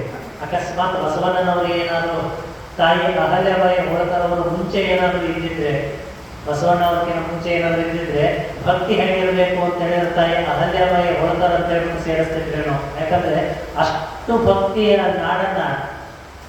ಆ ನಾಡನ್ನ ಭಕ್ತಿವಂತ ನಾಡನ್ನಾಗಿ ಮಾಡಿಸಿರ್ತಕ್ಕಂಥವಳು ತಾಯಿ ಅಹಲ್ಯಾಬಾಯಿ ಹೋಳ್ಕರ್ ಅವರು. ಹಾಗೆ ಅದಕ್ಕೆ ಹೇಳ್ತಾರೆ ಭಕ್ತಿ ಅಂತ ಹೃದಯ. ಭಕ್ತಿ ಅಂತ ಹೆಂಗಿರ್ಬೇಕು? ನಾವೆಲ್ಲ ಹೇಳ್ತೀವಿ ಭಕ್ತ, ನಾವೆಲ್ಲ ಭಕ್ತರಾಗಿರ್ರಿ, 1000 ಭಕ್ತರ್ರಿ, ನಾವೆಲ್ಲ ದೊಡ್ಡ ಭಕ್ತರಿ ಅಂತ ಹೇಳ್ತೀವಿ. ಅದಕ್ಕೆ ಭಕ್ತರಂದ್ರೆ ಹೆಂಗಿರಬೇಕು ಅಂತ ಬಸವಣ್ಣನವರು ಹೇಳ್ತಾರೆ. ನಾವು ಭಕ್ತಿಗೆ ಭಂಡಾರಿ ಯಾರೋ, ಭಕ್ತಿಯ ಯಾವ ಸಂಪತ್ತು ಯಾವುದು 12ನೇ ಶತಮಾನದಲ್ಲಿ ಅಂತ ಹೇಳಿದ್ರೆ ಬಸವಣ್ಣ ಅಂತ ಕೈ ತೋರಿಸ್ತೀವಿ. ಭಕ್ತಿಗೆ ಒಂದು ಸಂಪತ್ತು ಐತಲ್ಲ, ಆ ಸಂಪತ್ತು ಯಾವುದು? ಬಸವಣ್ಣ ಅಂತ ತೋರಿಸ್ತೀವಿ. ಅಂತ ಬಸವಣ್ಣನವ್ರು ಹೇಳ್ತಾರ, ನಾನು ನೀನು ಮಾಡಿರೋದು ಭಕ್ತಿ ಅಲ್ಲಪ್ಪ, ಭಕ್ತಿ ಯಾರು ಮಾಡ್ಯಾರ ಅಂತ ಹೇಳಿದ್ರೆ ದಾಸಿಮಯ್ಯ ಮಾಡ್ಯಾರ ಭಕ್ತಿನ. ಭಕ್ತಿ ಯಾರು ಮಾಡ್ಯಾರ ಅಂತ ಹೇಳಿದ್ರೆ ಸಿಂಧು ಬಲ್ಲಾಳ ಮಾಡ್ಯಾನ. ಭಕ್ತಿ ಯಾರು ಮಾಡ್ಯಾರ ಅಂತ ಹೇಳಿದ್ರೆ 63 ಪುರಾತನದಲ್ಲಿ ಬರ್ತಕ್ಕಂಥ ಭಕ್ತ ಸಿರಿಯಾಳ ಮಾಡ್ಯಾನ. ಭಕ್ತಿ ಯಾರು ಮಾಡ್ಯಾರ ಅಂತ ಹೇಳಿದ್ರೆ ಬಾಣ ಅಂತಕ್ಕಂಥ ಮಹಾರಾಜ ಮಾಡ್ಯಾನ ಅಂತ ಹೇಳ್ತಾರೆ. ನಾವು ದಾಸಿಮಯ್ಯನವರ ಕಥೆಯನ್ನು ಮೊನ್ನೆ ದಿನ ನಾವು ಕೇಳಿದ್ವಿ. ಭಕ್ತಿ ಅಂತಕ್ಕಂಥದ್ದು ಹೆಂಗಿರ್ತದ? ಅದು ನಿಷ್ಕಲ್ಮಶ ಭಕ್ತಿ ಇರಬೇಕು, ನಿಷ್ಕಾಮ ಭಕ್ತಿ. ಅದಕ್ಕೆ ಹೇಳ್ತಾರೆ ಯಾವ ಒಂದು ಕೆಲಸವನ್ನ ಮಾಡದಷ್ಟೇ ನಮ್ಮ ಕೆಲಸ, ಅದಕ್ಕೆ ಫಲಾಫಲಗಳನ್ನ ಭಗವಂತನಿಗೆ ಬಿಡಬೇಕಂತ. ಅದಕ್ಕೆ ಕರ್ಮಣ್ಯೇವಾಧಿಕಾರಸ್ಥೆ ಮಾ ಫಲೇಷು ಕದಾಚನ. ನೀನು ಭಕ್ತಿಯನ್ನು ಮಾತ್ರ ನೀನು ತೋರಿಸ್ಬೇಕಷ್ಟೇ, ಅದಕ್ಕೆ ನನಗೆ ಇದೇ ತರವಾಗಿರ್ತಕ್ಕಂಥ ಫಲ ಕೊಡುವಂತೆ ಕೇಳಬಾರ್ದಂತ. ಆ ರೀತಿ ನಾವು ಆ ಮೋಳಿಗೆ ಮಾರಾಯಣ ಕಥೆಯಲ್ಲಿ ಬರ್ತದೆ, ನೀವು ಭಗವಂತನ ನನಗೆ ಮೋಕ್ಷ ಬೇಕು ಅಂತಕ್ಕಂಥ ಆಸೆಯನ್ನು ಇಟ್ಟು ಭಗವಂತನ ಪೂಜೆ ಮಾಡಿದರೆ ಅದು ಒಂದು ಸ್ವಾರ್ಥ ಭಕ್ತಿ ಆಗುತ್ತೆ ಅಂತ ಹೇಳ್ಬಿಟ್ಟು ಆ ಒಂದು ಮಹಾದೇವ ಹೇಳ್ತಾರೆ. ಮಹಾದೇವದ ಕಾಶ್ಮೀರದ ಮಹಾದೇವ ಭೂಪಾಲ ಅಂತಕ್ಕಂಥ ರಾಜ ಎಲ್ಲವನ್ನ ಬಿಟ್ಟು ಎಲ್ಲವನ್ನ ತ್ಯಾಗ ಮಾಡಿ ಆ ಒಂದು ಬಸವ ಕಲ್ಯಾಣದಲ್ಲಿ 12ನೇ ಶತಮಾನದಲ್ಲಿ ಆ ಕಲ್ಯಾಣಕ್ಕೆ ಬಂದು ಕಟಿಗೆ ಕೆಲಸ ಮಾಡಿ, ಕಟಿಗೆ ಕಟ್ ಮಾಡಿ ಅದನ್ನು ಮಾರಿ ಬಂದಿರತಕ್ಕಂಥ ಜೀವನದಲ್ಲಿ ಜಂಗಮದಾಸ ಮಾಡಿ ಪ್ರಸಾದ ಮಾಡ್ತಕ್ಕಂಥ ಜೀವನ ಮಾಡ್ತಾ ಇರ್ತಕ್ಕಂಥವನಿಗೆ ಒಂದು ದಿವಸ ಇಷ್ಟೆಲ್ಲ ಮಾಡಕತ್ತೀವಿ, ನನಗೆ ಮುಕ್ತಿ ಸಿಕ್ಕ ಸಾಕು ಅಂತ ಹೇಳ್ಬಿಟ್ಟು ಹೆಂಡತಿಗೆ ಹೇಳಿದ್ರು. ಅದಕ್ಕೆ ಹೆಂಡತಿ ಎಷ್ಟು ಚಂದ ಹೇಳ್ತಾರೆ ಅಂತ ಹೇಳಿದ್ರೆ, ನೀನು ಎಲ್ಲವನ್ನ ತೊರೆದು ಬಂದಿ, ಆದರೂ ಸಹಿತ ಏನು ರಾಜ ಅಂತ ಹೇಳಿದ್ರೆ ಭಾಳ ಜನ ಬಿಡೋದು ಅಂತ ಹೇಳಿದ್ರೆ ಭಾಳ ಕಷ್ಟ ಇದೆ. ರಾಜ ಏನೆಲ್ಲ ಬಿಡಬಹುದು, ರಾಜ್ಯ ಬಿಡೋದು ಅಥವಾ ಮತ್ತು ನಮ್ಮ ಹತ್ರ ಬಂದಿರತಕ್ಕಂಥ ಅಧಿಕಾರವನ್ನ, ಅದಕ್ಕೆ ನಾವು ನೋಡ್ತೀವಿ 12 ವರ್ಷಗಳ ಕಾಲ ಅನುಭವಿಸಿರ್ತಕ್ಕಂಥ ಅಧಿಕಾರವನ್ನ ದುರ್ಯೋಧನ ಬಿಟ್ಟುಕೊಡುವುದಿಲ್ಲ ಅಂತ ಹೇಳ್ತಾನೆ. ಹಾಗೆ ಆ ಥರದ ಅಧಿಕಾರದ ಮದ ಇದ್ದವರು ಅದನ್ನು ಬಿಟ್ಟುಕೊಡೋದಕ್ಕೆ ಇಷ್ಟಪಡಲ್ಲ. ಅದನ್ನೆಲ್ಲ ತೊರೆದು ಬಂದಿರಪ್ಪ, ಆದರೂ ಸಹಿತ ನಿನಗ ಒಂದು ಆಸೆ ಅಂತಕ್ಕಂಥದ್ದು ಐತಲ್ಲ, ಮೋಕ್ಷವನ್ನು ಪಡಿಬೇಕು ಅಂತಕ್ಕಂಥ ಆಸೆ ಇದೆಯಲ್ಲ, ಹಾಗಾಗಿ ಅದು ಇರೋ ಕಾರಣದಿಂದ ನಿನಗ ಅದು ನಿಷ್ಕಾಮ ಭಕ್ತಿ ಆಗುವುದಿಲ್ಲ ಅಂತ ಹೇಳ್ತಾರೆ. ನಿಷ್ಕಾಮ ಭಕ್ತಿ ಅಂತ ಹೇಳಿದ್ರೆ ದಾಸಿಮಯ್ಯ 12 ವರ್ಷಗಳ ಕಾಲ ನೇಯ್ದಿರ್ತಕ್ಕಂಥ ವಸ್ತ್ರವನ್ನ, ಯಾರೂ ಬೆಲೆ ಕಟ್ಟಲಾಗಿರ್ತಕ್ಕಂಥ ವಸ್ತ್ರವನ್ನ ದಾನವಾಗಿ ಕೊಟ್ಟು ಅವನ ಮುಂದೆ ಅದನ್ನು ಹರಿದು ಹಾಕಿದ್ರು ಸಹಿತ ಯಾಕಂತ ಕೇಳಿದ್ರು. ಅದಕ್ಕೆ ಭಕ್ತಿ ಅಂತ ಹೇಳ್ತಾರೆ. ಅದಕ್ಕೆ ಭಗವಂತ ಮುಂದೆ ಅವನಿಗೆ ಪ್ರತ್ಯಕ್ಷನಾಗಿ ತವನಿಧಿ ದಾಸೋಹ ಅಂತಕ್ಕಂಥ ಒಂದು ಪವಾಡ ನಡೀತದ ದಾಸಿಮಯ್ಯನವರ ಜೀವನದಲ್ಲಿ. ಅದೇ ತರನಾಗಿ ಹೇಳ್ತಾರ, ಭಕ್ತಿ ಅಂತ ಹೃದಯ, ಭಕ್ತಿ ಅಂತ ಹೆಂಗಿರಬೇಕು? ಸಿಂಧು ಬಲ್ಲಾಳ ಮಾಡಿದಂಥ ಹೃದಯ ಅಂತೇಳಿ. ಸಿಂಧು ಬಲ್ಲಾಳ ಒಬ್ಬ ರಾಜ. ಆ ಬಲ್ಲಾಳ ರಾಜ ಯಾರು ಏನು ಕೇಳಿದ್ರು ಸಹಿತ ಭಗವಂತ ನನಗೆ ಕೊಟ್ಟಿರೋದನ್ನ ನನ್ನ ಹತ್ರ ಇರ್ತಕ್ಕಂಥ ಸರ್ವವನ್ನು ಸಕಲವನ್ನು ಸರ್ವಸ್ವವನ್ನು ನಾನು ದಾನ ಮಾಡಲಿಕ್ಕೆ ಸಿದ್ಧ ಇದ್ದೀನಿ ಅಂತ ಹೇಳ್ಬಿಟ್ಟು ನಿಂತಿರ್ತಾರೆ. ಬೇಡಿದವರಿಗೆ ಬೇಡಿದ್ದನ್ನ ನೀಡ್ತಾ ಇದ್ದಾರೆ. ಅಹಲ್ಯಾಬಾಯಿಯವರ ಚರಿತ್ರೆಯಲ್ಲೂ ಬರ್ತದ. ಆ ಒಂದು ಕಥೆಯನ್ನು ನಾವು ಓದ್ತಾ ಇರಬೇಕಾದ್ರೆ ಬಹಳಷ್ಟು ಸರಿ ಬಂದಿದ್ದ. ಅವರ ರಾಜಧಾನಿಯಲ್ಲಿ ಮಹೇಶ್ವರಕ್ಕೆ ಒಬ್ಬ ಭಿಕ್ಷುಕ ಬಂದರೂ ಸಹಿತ ಖಾಲಿ ಕೈಯಲ್ಲಿ ಹೋಗಿಲ್ಲ ಅಂತ. ಅವನಿಗೆ ಜೀವನವನ್ನ ಸಂಪೂರ್ಣ ಅವನ ಜೀವನವನ್ನು ನಡೆಸಲಿಕ್ಕೆ ಏನೆಲ್ಲ ಬೇಕೋ ಅಷ್ಟೆಲ್ಲ ವ್ಯವಸ್ಥೆಯನ್ನ ಮಾಡಿ ಕಳಿಸ್ತಾ ಇದ್ರಂತ. ಅಷ್ಟರ ಮಟ್ಟಿಗೆ ರಾಣಿ ಅಹಲ್ಯಾಬಾಯಿ ಹೋಳ್ಕರವರು ಮಾಡ್ತಿದ್ರು. ಅದೇ ತರನಾಗಿ ಸಿಂಧು ಬಲ್ಲಾಳ ಕೇಳಿದವರಿಗೆ ಕೇಳಿದ್ದನ್ನು ಕೊಡ್ತೀನಿ, ಭಗವಂತ ನನಗೆ ಸಾಕಷ್ಟು ಕೊಟ್ಟಿದ್ದಾನೆ, ಸಿರಿ ಸಂಪತ್ತನ್ನು ಎಲ್ಲ ಕೊಡ್ತೀನಿ ಅಂತ ಹೇಳಿದ. ಭಗವಂತ ಇವನನ್ನು ಪರೀಕ್ಷೆ ಮಾಡಬೇಕು, ಎಲ್ಲ ಕೊಡ್ತೀನಿ ಅಂತ ಹೇಳ್ಬಿಟ್ಟಾನ. ಇದು ಶಿವನ ಆನೆ ಅಂತ ಹೇಳ್ಬಿಟ್ಟಾನ, ನನ್ನ ಮೇಲೆ ಶಪಥ ಮಾಡೋಣ, ಅದನ್ನ ಇವ ಈಡೇರಿಸ್ತಾನ ಇಲ್ಲೋ ಅಂತೇಳಿ ಪರೀಕ್ಷೆ ಮಾಡಬೇಕಾಯ್ತು ಭಗವಂತ. ಅದಕ್ಕೆ ಪರೀಕ್ಷೆ ಮಾಡಬೇಕು ಅಂತೇಳಿ ಬಂದ. ಒಬ್ಬ ಇವ ಯತಿಯಾಗಿ ಬಂದು ಭಿಕ್ಷೆ ಬೇಡಬೇಕು ಅಂತ ಬಂದಿಟ್ಕೊಂಡ. ಭಗವಂತ ಅಂತಾನೆ ಹಾಗೆ ನಾವೆಲ್ಲ ಹೇಳಿದ್ವಿ ಮೊನ್ನೆ, ಹರ ತನ್ನ ಭಕ್ತರ ತೆರೆಯುವಂತೆ ಮಾಡುವ. ನಾವು ಬಂಗಾರ ನೋಡಿವಲ್ಲ, ಏನ್ ಕೇಳ್ತೀರಿ? ಬಂಗಾರ ಅಂದ್ರೆ ಎಲ್ಲರ ಪ್ರಾಣ ರೀ. ನೀವು ಬಂಗಾರ ನೋಡಿಬೇಕು ಕೇಳಿದ್ರಿ, ಹೌದಲ್ರಿ? ಬಂಗಾರ ಎಷ್ಟೈತೆ ನೀವು? 1 ಲಕ್ಷ ಐತೆ. ನಾವು ಕೇಳಿದ್ವಿ ಮೊದಲ, ಯಾವಾಗ 5,000 ಇತ್ತು, 8,000, 15,000 ಆಯ್ತು. ನಾನು ಒಂದು 30 ವರ್ಷದಿಂದ 5,000 ಇತ್ತು. 5,000 ಇದ್ದಾಗೂ ಅಕ್ಷಯ ತೃತೀಯ ಬಂತು ಅಂದ್ರೆ 1 ಬಂಗಾರ ತಗೋತಿದ್ರು ನಮ್ಮ ಮಂದಿ. ಈಗ 1 ಲಕ್ಷ ಆಗೈತಿ, ಅಕ್ಷಯ ತೃತೀಯ ಬಂತು ಅಂದ್ರೆ ಮನೆಗೆ ಬಂಗಾರ ತರ್ತಾರ. ಮುಂದದ 5 ಲಕ್ಷ ಆದರೂ ತರತಾರ. ಯಾಕಂತ ಹೇಳಿದ್ರೆ ಬಂಗಾರ ಅಂದ್ರೆ ಅಷ್ಟು ಪ್ರಾಣ, ಹೌದಿಲ್ಲ? ಆ ಬಂಗಾರನ ಹೆಂಗೆ ಪರೀಕ್ಷೆ ಮಾಡ್ತೀವಿ? ಮತ್ತೆ ಎಷ್ಟು ಲಕ್ಷಾಂತರ ರೂಪಾಯಿ ಕೊಟ್ಟು ತಂದಿರ್ತೀವಿ, ಮತ್ತು ಅದು ಕಿಮ್ಮತ್ತಿಂದ ಐತೆ ಅಂತ ಚೆಕ್ ಮಾಡಬೇಕಿಲ್ಲ. ನಾನು ಇತ್ತೀಚೆಗೆ ಆದ ಬಂಗಾರ ಒಂದೊಂದು ಗುಂಜಿಗೂ ತೂಕ ಐತಿ ಅಂತೇಳಿ ಅವಾಗೆಲ್ಲ ಏನು ಹೊರಗಲ್ಲಿಗೆ ಹಚ್ಚಿಬಿಟ್ಟು ಅಕ್ಕಸಾರಿಗಾರಂತ ಕೊಡ್ತಿದ್ರು. ಅವ ಕಲ್ಲಿಗೆ ತಿಕ್ಕೋತ ಕುಂದ್ರಂಗಿಲ್ಲ, ಒಂದ ಸರಿ ತಿಕ್ಕಿ ನೋಡುವಂತವ ಮುಂದಕ್ಕೆ ಹಾಕೊತ ನಿಂದಿರ್ತಿದ್ರು ಎಲ್ಲ ಜನ. ನೀ ಕಲ್ಲಿಗೆ ತಿಕ್ಕೋತ ಕುಂದ್ಕೊಂಡ್ರೆ ಎಲ್ಲ ಹೋಗೋದ್ರೊಳಗ ಒಂದ ಸರಿ ತಿಕ್ಕಿ ನೋಡಂತ ಹೇಳಿ ಹೇಳೋದಿಲ್ಲ. ನೀವೆಲ್ಲ ಹೊರಗಲ್ಲಿಗೆ ಹಚ್ಚಿ ತಿಕ್ಕಿ ನೋಡಿ ಅದನ್ನ ಒಳಗೆ ಬಂತು ಅಂತ ಹೇಳಿದ್ರೆ ಮಾತ್ರ ಇದು ಬಂಗಾರ ಐತಿ, ಅಪ್ಪಟ ಬಂಗಾರ ಐತಿ ಅಂತ ಹೇಳ್ತೀವಿ, ಹೌದಿಲ್ಲ? ನಾವು ಸಣ್ಣ ಪುಟ್ಟ ಒಂದು ಕಲ್ಲಿನಿಂದ ಮಣ್ಣಿನಿಂದ ಉದಯವಾಗಿರ್ತಕ್ಕಂಥ ಒಂದು ವಸ್ತು ಬಂಗಾರ ಐತೆ ಇಲ್ಲ ಅಂತೇಳಿ ಪರೀಕ್ಷೆ ಮಾಡಿ ಮನೆಗೆ ತಗೊಂಡು ಬರ್ತೀವಿ. ಹಂಗ ಈ ಭಗವಂತ ಇಲ್ಲಿಗೆ ಕಳಿಸ್ಯಾನಲ್ಲ, ಈ ಶರೀರಕ್ಕೆ ಏನೆಲ್ಲ ಕೊಟ್ಟಾನ, ಕಣ್ಣು, ಕಿವಿ, ಮೂಗು, ಬಾಯಿ ಇವೆಲ್ಲ ಕೊಟ್ಟ, ಇದ್ರ ಜೊತೆಗೆ ಕ್ಷಮ, ದಮ, ಉಪರತಿ, ತಿತಿಕ್ಷಾ ಅಂತಕ್ಕಂಥ ಒಳ್ಳೆಯ ಗುಣಗಳನ್ನು ಕೊಟ್ಟು, ಅದರ ಜೊತೆಗೆ ದೇಹಾಮೂತ್ರಾರ್ಥ ಬಲ ಹೋಗೋದ್ರಾಗ ನಿತ್ಯಾನಿತ್ಯ ವಸ್ತು ವಿವೇಕ, ಮೋಕ್ಷತ್ವ ಅಂತಕ್ಕಂಥ ಎಲ್ಲಾನು ಕೊಟ್ಟು ಇಲ್ಲಿ ಕಳ್ಸ್ಯಾನ. ಅದರ ಜೊತೆಗೆ ಒಂದಿಷ್ಟಿಟ್ಟ ಕಾಮ, ಕ್ರೋಧ, ಲೋಭ, ಮೋಹ, ಮದ, ಮತ್ಸರ ಅಂತಕ್ಕಂಥದ್ದು ಷಡ್ಮದಗಳು, ಅರಿಷಡ್ವೇದಿ ಇವನ್ನೆಲ್ಲ ಕೊಟ್ಟಾನ. ಆದ್ರೆ ಇದ್ರೊಳಗೆ ಯಾವ್ಯಾವುದನ್ನು ಬಳಕೆ ಮಾಡ್ಯಾನ, ನೀವು ಯಾವ್ಯಾವುದನ್ನು ಬಳಕೆ ಮಾಡಿಲ್ಲ ಅಂತ ಹೇಳ್ಬಿಟ್ಟು ಭಗವಂತನು ಪರೀಕ್ಷೆ ಮಾಡ್ತಾನ. ಇದನ್ನು ನಾ ಕಳಿಸಿದ ಹುಡುಗನೋ ಬೇರೆ ಹುಡುಗನೋ ಅಂತೇಳಿ. ನಾನು ಭೂಮಿಗೆ ಕಳಿಸಿದ್ನೆಲ್ಲ ಮನುಷ್ಯ ಆಗಿ ಮನುಷ್ಯತ್ವವನ್ನು ಹೊತ್ತು ಮನುಷ್ಯ ಆಗಿ ಇಲ್ಲಿಗೆ ವಾಪಸ್ ಬಂದನೋ, ಅಥವಾ ಮನುಷ್ಯನಾಗಿ ನಾ ಮನುಷ್ಯನ ಕಳೀನಿ ಮನುಷ್ಯತ್ವವನ್ನು ಮರೆತು ಪ್ರಾಣಿಯಾಗಿ ಭೂಮಿಗೆ ಬಿದ್ದಾನು ಅಂತ ಹೇಳ್ಬಿಟ್ಟು ಭಗವಂತ ನಮ್ಮನ್ನು ಹೊರಗಡೆ ಹಚ್ತಾನೆ.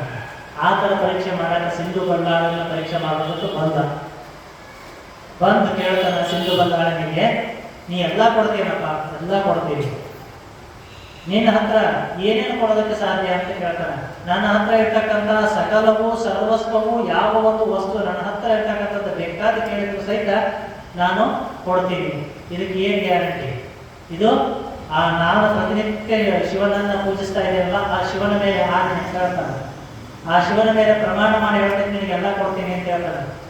ಆಯ್ತಪ್ಪ, ಹಾಗಾದ್ರೆ ನಿನ್ನ ಹೆಂಡತಿ ನಡ್ಕೊಡು ಅಂತ ಕೇಳಿದ್ನಂತೆ. ಭಾಳ ಅಷ್ಟೇ ಎಲ್ಲ ಆ ಒಂದು ಸಭೆಯಲ್ಲಿ ನಿಂದವರೆಲ್ಲ ಒಂದ್ಸಲ ಯೋಚನೆ ಮಾಡಾಕತ್ಬಿಟ್ರು. ಇವ ನೋಡಿದ್ರೆ ಒಬ್ಬ ಯುವಕನಾಗಿದ್ದಾನ, ಈ ತರ ಕೇಳ್ತಾನೆ, ಇನ್ನು ರಾಜ ಏನು ಮಾಡ್ಬೋದು, ಸಿಂಧು ಬಂಗಾಳ ಏನು ಮಾಡ್ಬೋದು? ಆಯ್ತು ಅಂತ ಹೇಳಿದ. ಯಾಕೆ ಹೇಳ್ರಿ? ಭಗವಂತನ ಮೇಲೆ ಪ್ರಮಾಣವನ್ನು ಮಾಡಿದ್ದೀನಿ. ಆ ಭಗವಂತನ ಮೇಲೆ ಭಗವಂತ ನಿಜವಾಗ್ಲೂ ಅದಾನ. ಹಾಗಾಗಿ ಆ ಭಗವಂತನನ್ನ ಭಕ್ತಿಯಿಂದ ನಾನು ಪ್ರಾರ್ಥನೆ ಮಾಡ್ತಾ ಇದ್ದೀನಿ. ಆ ಭಗವಂತನನ್ನ ನಾನು ಪ್ರಮಾಣ ಮಾಡಿದ್ದೀನಿ. ಈಗ ಆಗೋದಿಲ್ಲ ಅಂತ ಹೇಳಿದ್ರೆ ಅವನ ಭಕ್ತಿಗೆ ಚ್ಯುತಿ ಬರ್ತದ, ಅದು ಆಗಬಾರ್ದು ಅಂತ ಕೊಟ್ಟ. ಮುಂದೆ ಒಂದು ಸ್ವಲ್ಪ ಹೊತ್ತು ಬಿಟ್ಟು ಹೋಗಿ ನೋಡಿದ್ರೆ ಆ ಯತಿ ಮಗುವಾಗಿ ಆ ಒಂದು ಪ್ರಾಣಿಯ ಪಕ್ಕದಲ್ಲಿ ಮಲಗಿದ್ದ ಅಂತ ಹೇಳಿ ಆ ಒಂದು 12ನೇ ಶತಮಾನದಲ್ಲಿ ಬರ್ತದೆ. ಆ ಬಸವಣ್ಣನವರು ಹೇಳ್ತಾರ, ಭಕ್ತಿ ಹೆಂಗಿರಬೇಕು ಅಂತ ಹೇಳಿದ್ರ ಭಗವಂತನೇ ಮಗನಾಗಿ ಬಂದ. ಭಕ್ತಿ ಎಂತ ಉದಯ, ಭಕ್ತ ಸಿರಿಯಾಳ ಮಾಡಿದಂತ ಉದಯ. ಹೌದು, ಸಿರಿಯಾಳ ಅಂತ ನಾವೆಲ್ಲ ಕೇಳಿದ್ವಿ. ಭಕ್ತ ಸಿರಿಯಾಳ, ಚಂಗಳೆ ಅಂತಕ್ಕಂಥ ಅವನ ಹೆಂಡತಿ. ಈ ರೀತಿಯಾಗಿ ಅವರು ಕೂಡ ಕಟ್ಟಿಗೆಯಿಂದ ಕಾಯಕವನ್ನ ಮಾಡಿ ಬಂದು ಮತ್ತೊಂದಿಷ್ಟು ಜನಕ್ಕ ದಾಸೋಹವನ್ನ ಮಾಡಿ ಪ್ರಸಾದವನ್ನ ಮಾಡತಕ್ಕಂಥ ಕಾಯಕ ಅವರು ಭಕ್ತ ಸಿರಿಯಾಳ. ಸತಿಪತಿಗಳಾಗಿರ್ತಕ್ಕಂಥವರು ಸಹಿತ ಸಮಾನವಾಗಿರ್ತಕ್ಕಂಥ ಭಾವನೆಯಿಂದ ಭಗವಂತನ ಭಕ್ತಿಯಲ್ಲಿ ತಲ್ಲೀನರಾಗಿದ್ದರು. ಒಂದು ದಿವಸ ಯಾರೂ ಕೂಡ ಎಲ್ಲೂ ಅವರಿಗೆ ಜಂಗಮರು ಸಿಗದೇ ಇರೋ ಕಾರಣವಾಗಿ ಯಾರ ಆ ಊರಿಗೆ ಅತಿಥಿಗಳಾಗಿ ಜಂಗಮರಾಗಿ ಬರ್ತಾರ ಅವ್ರನ್ನ ಕರ್ಕೊಂಡು ಬಂದು ಪ್ರಸಾದ ಮಾಡಿಸ್ಬೇಕು ಅಂತೇಳಿ ಅವ್ರು ಆಕೆ ಹೊಂದಿದ್ರಂತ. ಊರಾಗ ಸಿಗೋರು ಯಾರನ್ನ ಅಲ್ಲ. ಅಂದ್ರ ಎಷ್ಟರ ಮಟ್ಟಿಗೆ ಅವ್ರು ಬರಲಿಲ್ಲ ಅಂತ ಹೇಳಿದ್ರೆ ಅವತ್ತು ಊಟನ ಇಲ್ಲ ಅವರಿಗೆ. ಅಂದ್ರ ಅವ್ರ ನಿಯಮವನ್ನ ಹೆಂಗೆ ಹಾಕೊಂಡಿದ್ರು.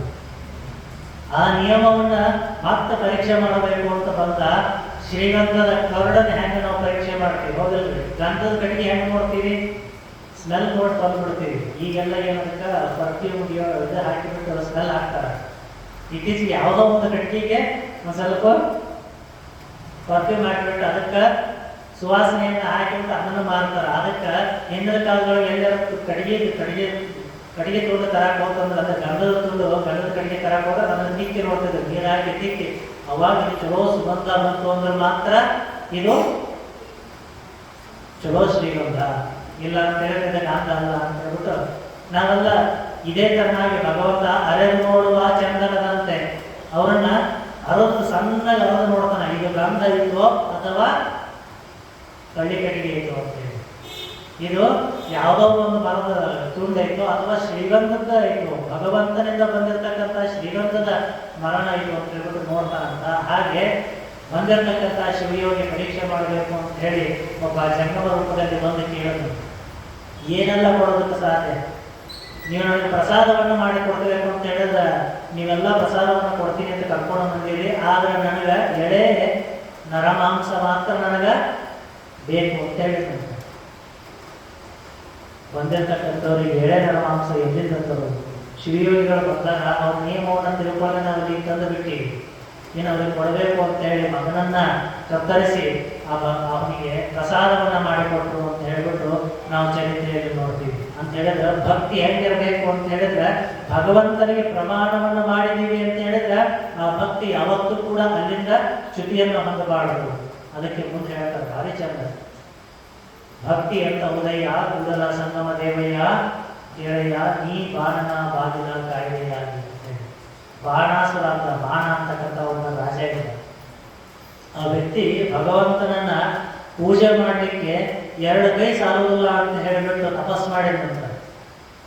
ಭಗವಂತ ಸಾಕಷ್ಟು ವರ್ಷಗಳ ತಪಸ್ಸು ಮಾಡಿದ ಮೇಲೆ ಭಗವಂತ ಪ್ರತ್ಯಕ್ಷ ಆದಂತ. ಪ್ರತ್ಯಕ್ಷ ಆಗಿ ಏನು ತಮ್ಮ ಏನು ಬೇಕು ಅಂತೇಳಿ, ಇಲ್ಲಪ್ಪ ನಿನ್ನ ಪೂಜೆ ಮಾಡೋದಕ್ಕೆ 2 ಕೈ ಸಾಲ ಬಂತು, ಒಂದು 100 ಕೈ ಕೊಡಲ್ಲ ಅಂತ ಹೇಳಿದ. ಭಗವಂತ ಇಷ್ಟೆಲ್ಲ ಭಕ್ತಿಯಿಂದ ಕೇಳಕತ್ತ ನಿಮ್ಮ ಶಿಷ್ಯ ಅಂತ ಹೇಳ್ಬಿಟ್ಟು ಭಗವಂತ ತಥಾಸ್ತು ಅಂತ ಹೇಳಿದ. 100 ಕೈ ಬಂತು, 100 ಕೈಗಳಿಂದ ಪೂಜೆ ಮಾಡಕತ್ತ. ಈ ಪೂಜೆ ಮಾಡಕತ್ತಿದ್ದ ಸುದ್ದಿ ಊರಾಗೆಲ್ಲ ಎಲ್ಲ ಕಡೆ ಹೋದ್ರು. ಎಲ್ಲ ಕಡೆ ಹೋದ ಮೇಲೆ ಅವನಿಗೆ ಗೊತ್ತ, ಎಲ್ಲ ಬರೋದು ನೋಡೋದು ಹೋಗೋದು ಬರೋದು ಹಿಂಗೆ ನೋಡ್ಕೊಂತ ಆ ಪೂಜೆ ಹೆಂಗೆ ಮಾಡ್ತಾನೆ ರಾಜ ಅಂತೇಳಿ. ಮತ್ತೆ ಜನ ಅಂತೇಳಿ ಸುಮ್ ಬಂದು ದೂರದಿಂದ ನೋಡೋಗಲ್ಲ. ಅಲ್ಲೆಲ್ಲ ದೇವರೇ ಮಂಗಾರ ಇರ್ತದೆ, ಸುಮ್ಮನೆ ನೋಡಿ ಕೈ ಹೋಗಿಲ್ಲ. ನಾವೆಲ್ಲ ಏನು ಮಾಡ್ತೀವಿ, ನಮ್ಮ ಕೆಲಸ ನಾವು ಮಾಡ್ತಿರ್ತೀವಿ. ಎಷ್ಟು ಜನ ಏನು ಮಾತಾಡ್ತಿರ್ತಾರೋ ಏನು ಮಾಡ್ತಿರ್ತಾರೋ ನಮ್ಗೆ ಗೊತ್ತಿರ್ತೈತಿ. ಹಂಗ ನೀವೆಲ್ಲ ಪೂಜೆ ಮಾಡ್ಬೇಕಾದ್ರೆ ಎಷ್ಟೋ ಜನ ಬಂದು ಹೋಗೋರು ಮಾತಾಡೋರು ಭಾಳ ಡಿಸ್ಟರ್ಬೆನ್ಸ್ ಆಗ್ತಿರ್ತಾವ, ಭಾಳ ತೊಂದರೆ ಅನ್ಸತ್ತೆ. ಇಷ್ಟೆಲ್ಲ ಜನ ಬರ್ತಾರ, ಕಾವಲ್ಗಾರ ಬಿಟ್ಟ ಬರಕಾಗೋದು ಬರೋದು ಬಿಡೋರಿಗೆ ಕಾವಲುಗಾರರನ್ನ ತಳ್ಳಿ ಆ ಸೈನಿಕರನ್ನ ದ್ವಾರಪಾಲಕರನ್ನ ತಳ್ಳಿ ಒಳಗೆ ಬರ್ತಿದ್ರಂತ. ಹಿಂಗ ಭಾಳ ಇದಾದ ತಕ್ಷಣ, ಯಾಕಂದ್ರೆ ದೇವಸ್ಥಾನಕ್ಕೆ ಹೋಗಿ ಪೂಜೆ ಮಾಡ್ತಿದ್ದ ವ್ಯಕ್ತಿ ಹಿಂಗ ಭಾಳ ಕಷ್ಟ ಆದಂತೆ ಮತ್ತೆ ತಪಸ್ಸು ಮಾಡಿದಂತ. ಮತ್ತೆ ತಪಸ್ಸು ಮಾಡಿ ಭಗವಂತಗೆ ಹೇಳಿದ, ಇಲ್ಲ ನಿನಗೆ ಭಾಳ ತಪಸ್ಸು ಮಾಡಿ ನಿಮ್ಗೆ ಇಷ್ಟೆಲ್ಲ ಮಾಡಿ 100 ಕೈ ತಗೊಂಡು ನಿನಗೆ ನೆಮ್ಮದಿಯಾಗಿ ಪೂಜೆ ಮಾಡಬೇಕು ಅಂತ ಹೇಳಿದ್ರೆ ನನಗೆ ಪೂಜೆ ಮಾಡೋಕ್ಕಾಗಬಾರ್ದು. ಅದಕ್ಕೆ ನೀವು ಒಂದು ಕೆಲಸ ಮಾಡು, ನಾನು ಇಲ್ಲಿ ಪೂಜೆ ಮಾಡ್ತಾ ಇದ್ದರೆ ನೀವು ಹೊರಗೆ ಯಾರೂ ಜನಗಳು ಬಂದರೆ ಹೊರಗೆ ಬಾಗಿಲಕಾಯಿ ಬಂತಿಲ್ಲ ಅಂತ ಹೇಳ್ಬಿಟ್ಟು ಭಗವಂತನನ್ನ ಬಾಗಿಲಕಾಯಾಗ ಹಚ್ಚಿ ಭಗವಂತನ ಪೂಜೆ ಮಾಡಕತ್ತಿದ್ನಂತ ಅಂತ ಹೇಳಿದ್ರೆ ಅವನ ಭಕ್ತಿ ಅಂತ ಅಂತಿತ್ತು ಅಂತೆ. ಆ ಭಕ್ತಿ ಅದಕ್ಕೆ ಹೇಳ್ತಾರ, ಯಾವುದು ಭಗವಂತ ಅಂತಕ್ಕಂಥವನು ಯಾವುದಕ್ಕೂ ಒಲಿತಾನ, ನಾದಪ್ರಿಯ ಶಿವನೆಂಬರು ನಾದಪ್ರಿಯ ಶಿವನಲ್ಲವಯ್ಯ, ವೇದಪ್ರಿಯ ಶಿವನೆಂಬರು ವೇದಪ್ರಿಯ ಶಿವನಲ್ಲವಯ್ಯ. ಯಾವುದಕ್ಕೆ ಪ್ರಿಯ ಆಗ್ತಾನ ಅಂತ ಹೇಳಿದ್ರೆ ಆ ಭಗವಂತ ನಿಜವಾಗ್ಲೂ ಭಕ್ತಿ ಪ್ರಿಯ ನಮ್ಮ ಕೂಡಲ ಸಂಗಮ ದೇವ ಅಂತ ಹೇಳ್ತಾರೆ. ಆ ಭಕ್ತಿಯ ಒಂದು ಗೀತೆಯನ್ನು ಕೇಳಿ ಮತ್ತೆ ಕಥೆಗಳನ್ನು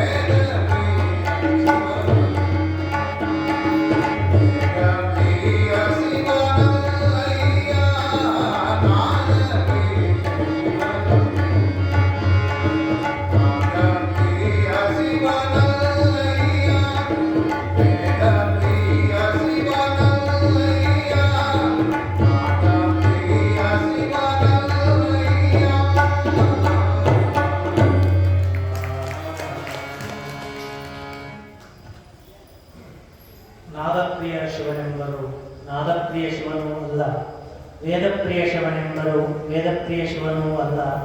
ನಾದವ ಮಾಡಿದ ರಾವಣನಿಗೆ ಅರೆ ಆಯುಷ್ಯವಾಯಿತು, ವೇದವ ನೋದಿದ ಬ್ರಹ್ಮಣ ಶಿರ ಹೋಯಿತು.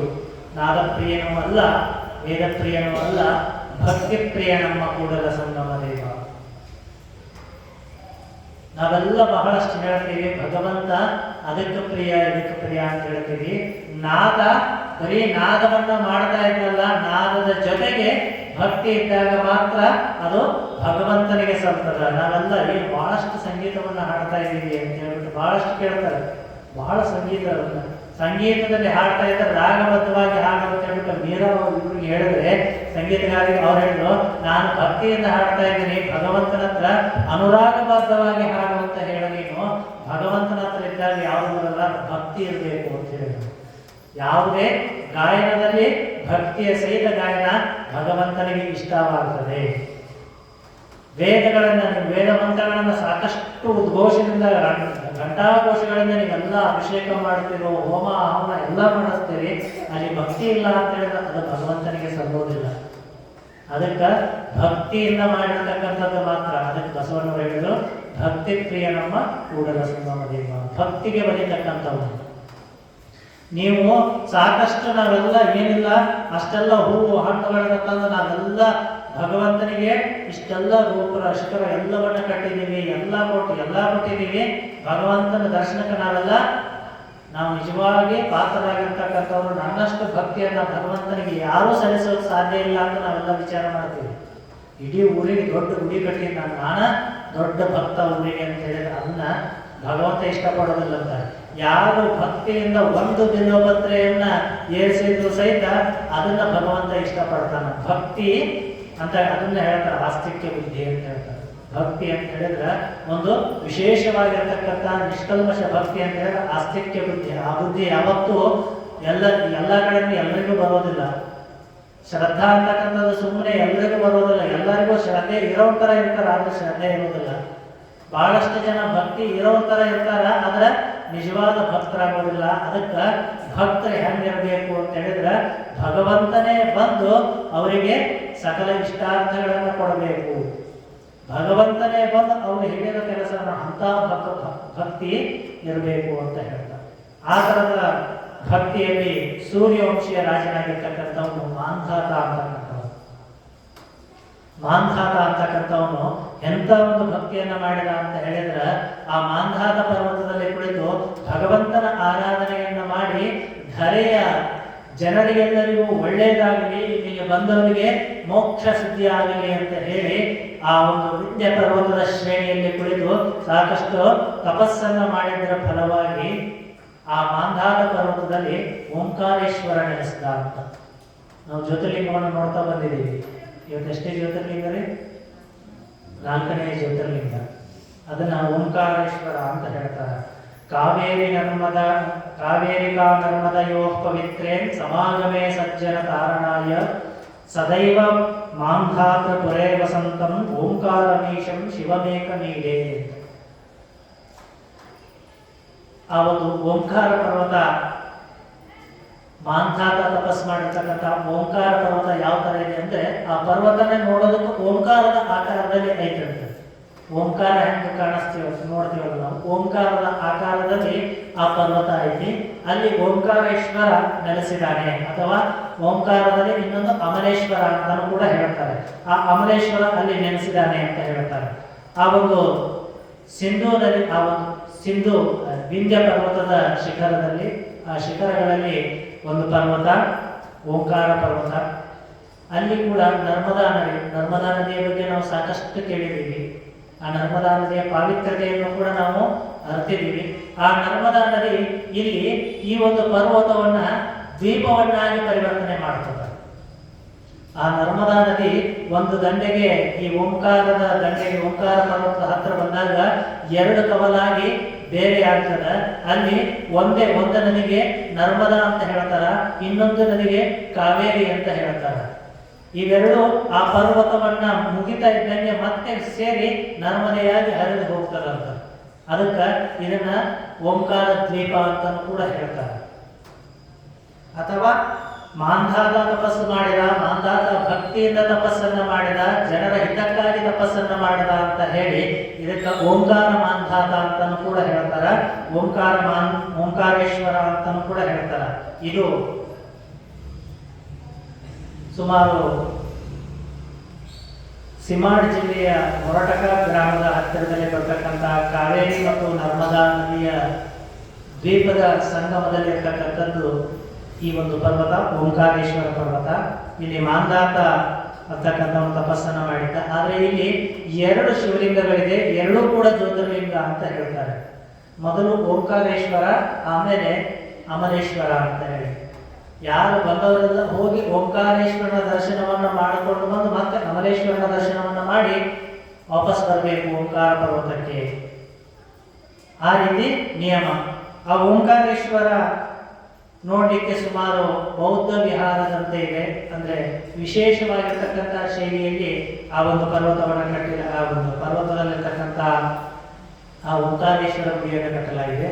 ವಿಂಧ್ಯನು ಸಹಿತ ಯಾವ ಒಂದು ಸಂದರ್ಭದಲ್ಲಿ ತಪಸ್ಸನ್ನು ಮಾಡಿ ಸಕಲ ಭೂಗರ್ಭದಲ್ಲಿ ಎಲ್ಲವನ್ನ ತುಂಬಿರ್ತಕ್ಕಂಥವನು, ಆ ವಿಂಧ್ಯದಲ್ಲಿ ಸಿಗದೇ ಇರತಕ್ಕಂಥ ವನಸ್ಪತಿಗಳೆಲ್ಲ, ವಿಂಧ್ಯ ಪರ್ವತದಲ್ಲಿ ಸಿಗದೇ ಇರತಕ್ಕಂಥ ಮುತ್ತು ರತ್ನಗಳು, ಬೆಲೆ ಬಾಳುವಂತ ವಸ್ತುಗಳು ವಿಂಧ್ಯ ಪರ್ವತದಲ್ಲಿ ಸಿಗತಕ್ಕಂಥದ್ದು ಬಹಳಷ್ಟು ಬೆಲೆ ಬಾಳುತ್ತದ. ಅಂತ ವಿಂಧ್ಯ ಭಗವಂತನನ್ನ ಕುರಿತು ತಪಸ್ಸು ಮಾಡಿದಂತ, ಶಿವನನ್ನ ಕುರಿತು ಸಾಕಷ್ಟು ತಪಸ್ಸನ್ನ ಮಾಡಿ ಭಕ್ತಿಯಿಂದ ವಿನಮ್ರನಾಗಿ ಕೇಳ್ತಾನ, ನಾನು ಇಷ್ಟೆಲ್ಲ ತಪಸ್ಸನ್ನ ಮಾಡ್ತಾ ಇದ್ದೀನಿ, ಇಷ್ಟೆಲ್ಲ ತಪಸ್ಸಿಗೆ ಕಾರಣರಾಗಿರ್ತಕ್ಕಂಥವನು ನೀನು ಎಲ್ಲಾ ಕಡೆ ನೆಲೆಸಿದೆಯಲ್ಲ, ನನ್ನ ಮಡಿಲಲ್ಲಿ ನೀನು ನೆಲೆಸಬೇಕು ಅಂತ ಹೇಳಿ ನನಗೆ ಬಹಳಷ್ಟು ಆಸೆ ಇದೆ. ನನ್ನ ವೈಭವವನ್ನ ಸಾಕಷ್ಟು ನೋಡಿರ್ತಕ್ಕಂಥ ದೇವತೆಗಳಾಗಿರಬಹುದು ಅಥವಾ ಮಾನವ ಕುಲಕೋಟಿಗಳೆಲ್ಲವೂ ಸಹಿತ ಇಲ್ಲಿಗೆ ಬಂದು ಹೋಗಬೇಕು. ವಿಂಧ್ಯ ಪರ್ವತವನ್ನು ನಾವು ನೋಡಿದ್ವಿ. ವಿಂಧ್ಯ ಪರ್ವತದ ವರ್ಣನೆಯನ್ನು ಕೂಡ ನಾವು ಹಿಂದೆ ನೋಡಿದ್ದೀವಿ. ವಿಂಧ್ಯ ಪರ್ವತ ಅಂತ ಹೇಳಿದ್ರೆ ಅಲ್ಲಿ ರಾಕ್ಷಸರು ಕೂಡ ತಪಸ್ಸು ಮಾಡಿದ್ದಾರೆ, ದೇವತೆಗಳು ತಪಸ್ಸು ಮಾಡಿದ್ದಾರೆ, ಋಷಿಮುನಿಗಳು ತಪಸ್ಸು ಮಾಡಿದ್ದಾರೆ, ರಾಜರು ಸಹಿತ ತಪಸ್ಸು ಮಾಡಿದ್ದಾರೆ, ಸಾಮಾನ್ಯ ಜನರು ಸಹಿತ ತಪಸ್ಸು ಮಾಡಿರ್ತಕ್ಕಂಥ ಸ್ಥಳ ವಿಂಧ್ಯ ಪರ್ವತ. ಇದೆಲ್ಲವೂ ನನ್ನ ಶಿಖರದಲ್ಲಿ ಇದೆ. ಹಾಗಾಗಿ ನೀನು ಮತ್ತೆ ಇಲ್ಲಿ ನೆಲೆಸಬೇಕು, ಸದಾವಕಾಲ ನೀನು ಇಲ್ಲೇ ನೆಲೆಸಬೇಕು ಅಂತೇಳಿ ಭಗವಂತನನ್ನ ಕೇಳಿದಾಗ ಓಂಕಾರೇಶ್ವರ ಪಾರ್ಥಿವ ಲಿಂಗವನ್ನ ಮಾಡಿ, ಒಂದು ಇವನೇ ಪೃಥ್ವಿಯ ಒಂದು ಲಿಂಗವನ್ನ ಮಾಡಿ ವಿದ್ಯ ಪೂಜೆ ಮಾಡಿ ತಪಸ್ಸನ್ನ ಮಾಡಿರ್ತಾನ. ಅದಕ್ಕೆ ಪ್ರತಿರೂಪವಾಗಿ ಭಗವಂತ ಒಪ್ಪಿಗೆಯನ್ನು ಕೊಟ್ಟು ಅವನಿಚ್ಛೆಯಂತೆ ಅಲ್ಲೇ ಅಮಲೇಶ್ವರನಾಗಿ ಉದ್ಭವಿಸ್ತಾನೆ ಅಂತ ಹೇಳಿ ಕಥೆಯಿಂದ ನಮಗ ಸ್ಕಂದ ಪುರಾಣದ ಚರಿತ್ರೆಯಿಂದ ಕೇಳಿ ಬರ್ತದ. ಅದಕ್ಕೆ ಹೇಳ್ತಾರೆ, ಸ್ಕಂದ ಪುರಾಣದಲ್ಲಿ ಏನು ಹೇಳ್ತಾರೆ ಅಂತ ಹೇಳಿದ್ರೆ, ದೇವಸ್ಥಾನ ಹಿ ಏತದ ಮತ್ಪ್ರಸಾದಾತ್ ಭವಿಷ್ಯತಿ. ಈ ಅಮಲೇಶ್ವರ ಅಂತಕ್ಕಂಥ ದೇವಸ್ಥಾನ ಇದು ನನ್ನ ಸ್ವರೂಪವಾಗಿರ್ತಕ್ಕಂಥದ್ದು, ನನ್ನ ಪ್ರಸಾದದಿಂದ ನಿನ್ನೆಲ್ಲರ ಭಕ್ತಿಗೆ ಅನುಗುಣವಾಗಿ ಇದು ಇಲ್ಲಿ ಬೆಳೆದಿರೋದು. ಇಲ್ಲಿ ಯಾರು ಅನ್ನದಾನ ತಪಃ ಪೂಜಾ ತಥಾ ಪ್ರಾಣ ವಿಸರ್ಜನಂ ಏ ಕುರುವಂತಿ ನರಹ ತೇಷಾಂ ಶಿವಲೋಕ ನಿವಾಸನಂ ಅಂತ ಹೇಳ್ತಾರೆ. ಈ ಒಂದು ಪ್ರದೇಶದಲ್ಲಿ ಯಾರು ಅನ್ನದಾನವನ್ನ ಮಾಡ್ತಾರೋ, ಯಾರು ತಪಸ್ಸನ್ನ ಮಾಡ್ತಾರೋ, ಅಥವಾ ಯಾರು ಇಲ್ಲಿ ಬಂದು ಒಂದಿಷ್ಟು ಭಕ್ತಿಯಿಂದ ಪೂಜೆಯನ್ನ ಮಾಡ್ತಾರೋ, ಯಾರು ಇಲ್ಲಿ ಬಂದಾಗ ಅವರ ಪ್ರಾಣ ಹೋಗ್ತದೋ ಅವರು ನಿಜವಾಗ್ಲೂ ಸಹಿತ ಕೈಲಾಸಕ್ಕೆ ಹೋಗಿ ಶಿವನ ನಿವಾಸಿಗಳಾಗಿ ಶಿವಲೋಕದಲ್ಲೇ ವಾಸವಾಗಿ ಇರ್ತಾರೆ ಅಂತ ಹೇಳ್ಬಿಟ್ಟು ಆ ಸ್ಕಂದ ಪುರಾಣದ ರೇವಾಖಂಡದಲ್ಲಿ ಹೇಳಲಾಗುತ್ತದೆ.